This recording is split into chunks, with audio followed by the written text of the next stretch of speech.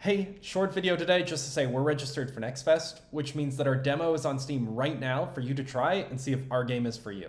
That's pretty much the whole announcement, but I'm going to say a few words about the demo now because it was kind of tricky to make. Basically, Flameland is meant to be a collectathon and a score runner at the same time. My primary inspirations were the early Kirby games, especially the explorability of Kirby's Adventure and the short story of Dreamland 1. I really loved that in Dreamland 1, you could pick it up and complete the game in like 20 minutes. I wanted a game you could beat quickly, but one you could keep coming back to. So I made multiple paths with many unlockable characters, which are basically meant to feel like the different powers in Adventure, and a bunch of other secrets that unlock little extra flourishes on the start screen. It's hard to make a demo that conveys all these aspects of my game, that explains the game is made up of short rounds and at the same time shows you all the collectibles you can find and what they do. Basically, I think I've succeeded in making a short but dense game, but now I don't quite know how to convey that density in an even smaller space. So for this demo, I ended up giving up on conveying the round structure and instead just tried to convey the collectathon aspect by including a single level and tracking the collectibles on this level in the more info screen. I also tried to introduce players to the idea of high scores by including these smaller levels. They're called dojo levels in the main game, and they focus on how to score highly with individual dragons. And last, I streamlined the tutorial, and I don't exactly like this change, and I'm not changing it in the main game. Something I quite like about the main game's tutorial is that that area that you do the tutorial in becomes the hub world / start screen. Basically, you pass a bunch of ruins that then become buildings as you do things like unlock dragons, or beat the game for the first time, or find all these level exits. And those buildings have extra features like the dojo levels we mentioned earlier, or like a level select, or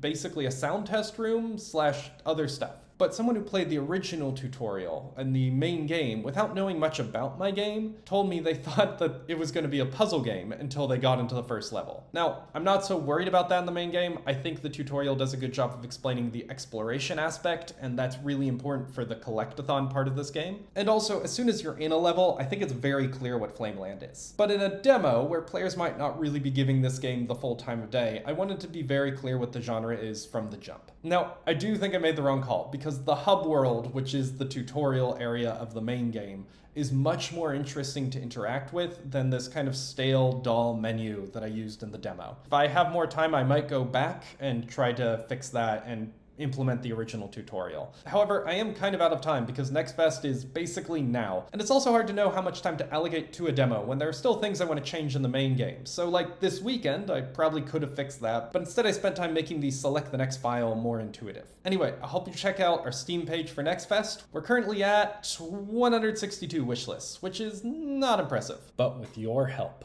I firmly believe we could get to 163.